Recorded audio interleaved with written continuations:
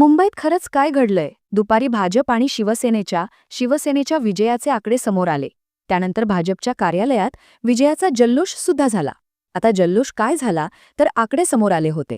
भाजप 55च्या पुढे गेल्याचे, शिंदे आणि भाजप यांची सत्ता सहज बसत असल्याचे आणि ठाकरे मुंबईतून वजा झाल्याचे. पण दुपार उलटली आणि वरतोवर मतमोजणीचे आकडे समोर यायला लागले. या आकड्यांमध्ये घासून फाईट सुरू असल्याचं दिसलं आणि प्रश्न चर्चेत आला. मुंबईत खरंच काय घडलंय? त्यात संजय राऊत यांनी भाजपने आकड्यांचा भ्रम केला असा आरोप केला आणि उत्कंठा वाढली. पण नेमका काय ड्रामा झाला? आधी आघाडी, मग पिछाडी, असं का घडलं? शिवसेनेने फक्त 2 जागांनी बहुमताचा आकडा पार केलाय. मुंबईचा खरा निकाल काय लागलाय पाहूयात या व्हिडिओमधून. नमस्कार, मी जानकी आणि तुम्ही पाहताय महाराष्ट्र फोकस न्यूज. सगळ्यात आधी बघू पहिले कल काय आले होते.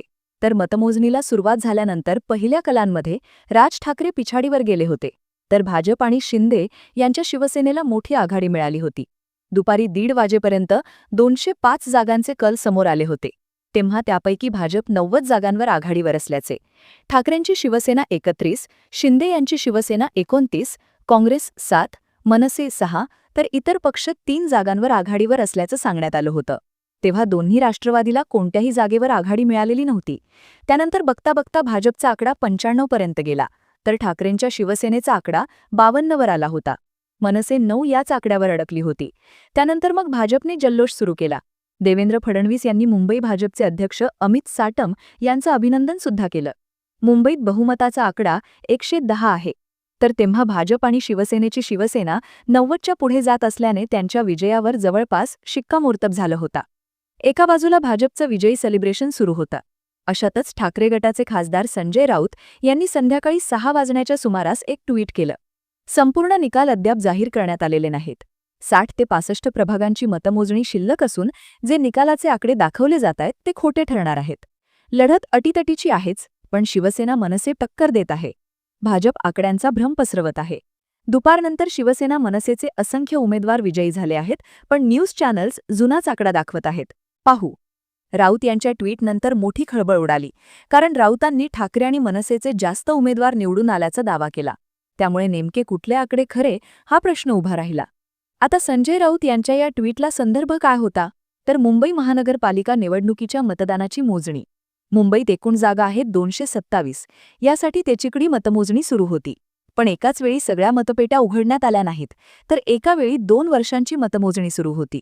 म्हणजे एका वेळी 10 जागांची मतमोजणी सुरू होती. त्यातही मतमोजणीला वेळ लागत होता. काही ठिकाणी घासून फाईट असल्याने निकाल यायला वेळ लागत होता. अधिकृत निकाल जाहीर होत नव्हते. पण मग भाजपचे सेलिब्रेशन का सुरू होतं? माध्यमांमध्ये भाजपने मॅजिक फिगर ओलांडण्याचे आकडे का दिसत होते? तर माध्यमांमध्ये येणारे हे आकडे होते कलामांचे. जे कल येत होते त्यानुसार आघाडी पिछाडीवर गणित सुरू होतं, जे क्षणाक्षणाला बदलत होतं. पण या ट्रेंडमध्ये भाजपने आघाडी घेतलेली.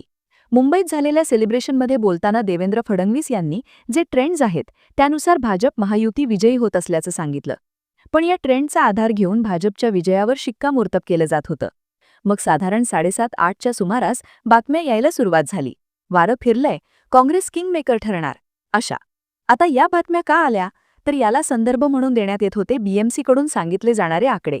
रात्री 7:20 जे निकालाचे आकडे समोर आले त्यानुसार ठाकरेंची शिवसेना 62, मनसे 6, काँग्रेस 21 आणि शरद पवारांची राष्ट्रवादी एका जागेवर विजयी होती.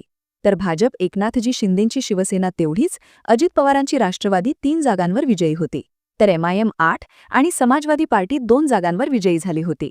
या आकड्यानुसार ठाकरे बंधू आणि पवारांची युती एकूण 70 जागांवर विजयी होती. तर भाजप शिवसेनेची महायुती 102 जागांवर विजयी होती. इथं काँग्रेसचा आकडा 22 जागांवर गेला. त्यामुळे भाजप अजूनही बहुमतापासून लांब असल्याची चर्चा झाली. इथे अजित पवारांच्या 3 जागा भाजप शिंदेंसोबत घेणार का हा प्रश्न आला. पण संवादपर्यंत तरी भाजप शिंदे महायुतीला स्पष्ट बहुमत मिळालं नव्हतं. एमआयएम आणि सपा पिक्चरमध्ये आले होते आणि 60 जागांचा निकाल पेंडिंग होता. त्यानंतर आला अंतिम निकाल रात्री 10:15 वाजता. त्यानुसार ठाकरेंची शिवसेना 66, मनसे 6, काँग्रेस 20 आणि शरद पवारांची राष्ट्रवादी एका जागेवर विजयी झाली. तर भाजप अध्यक्ष शिंदेंची शिवसेना 28, अजित पवारांची राष्ट्रवादी 3 जागांवर विजयी झाली. तर एमआयएम 9 आणि समाजवादी पार्टी एका जागेवर विजयी झाली. पण हा व्हिडिओ शूट करेपर्यंत मुंबईत एका जागेचा निकाल येणं बाकी होतं. या आकड्यानुसार ठाकरे बंधू आणि पवारांची युती 73 जागांवर विजयी झाली, तर भाजप शिंदेंची महायुती 116 जागांवर विजयी झाली. म्हणजेच भाजप आणि शिंदे यांच्या शिवसेनेच्या महायुतीला 116 जागा, बहुमतापेक्षा 2 जागा जास्त मिळाल्या. आणि बराच ड्रामा झाल्यानंतर मुंबईत महायुतीचा महापौर बसणार हे नक्की झालं. आता यात काँग्रेस आणि एमआयएमला मिळालेलं यश आणि काँग्रेस ठाकरेंची न झालेली युती हा चर्चेचा विषय असणार आहे. पण या सगळ्यात घडलं काय? तर भाजप आणि शिवसेनेची महायुती वरचढ बसणार, विक्रमी बहुमत मिळणार, शिंदेंना बाजूला ठेवून सुद्धा भाजप मॅजिक फिगर गाठणार, अशा बऱ्याच चर्चा झाल्या. पण शेवटच्या टप्प्यात ठाकरे आणि काँग्रेसच्या उमेदवारांनी भाजपला घाम फोडायला सुरुवात केली. कारण जिथे आकडा 110 होता तिथे भाजप शिंदे पक्ष 102 पर्यंत आले. त्यातही काँग्रेसचा आकडा बघता ठाकरे प्लस पवार प्लस काँग्रेस अशा समीकरणाची चर्चा सुरू झाली होती. अर्थात या चर्चा निकालात कायम राहिल्या नाहीत, कारण भाजप शिंदे यांनी बहुमताचा आकडा मिळवला. पण घासून 34 जागांचा बहुमताचा आकडा असताना भाजप शिवसेनेकडे 116 जागा आहेत. त्यातही एकट्या भाजपकडे 40 जागा आहेत. त्यामुळे मुंबईमध्ये शिंदेंच्या शिवसेनेला कमी जागा मिळाल्या असल्या तरी बहुमतासाठी भाजपला शिंदेंची गरज लागणारच आहे. आणि ही गरज मुंबईचा महापौर कुठल्या पक्षाचा होणार हे ठरवणार आहे. पण शिंदेंची बार्गेनिंग पॉवर बघता शिंदे मुंबईच्या जोरावर निम्मा रिजनमध्ये आपली ताकद वाढवताना दिसू शकतात. पूर्ण निम्मा रिजनवर होल्ड बसवण्याची ताकद शिंदे मुंबईच्या निकालावरून मिळवू शकतात. त्यांच्या बार्गेनिंग पॉवरची आणि ॲटिट्यूडची तीच खासियत आहे हे विसरून चालत नाही.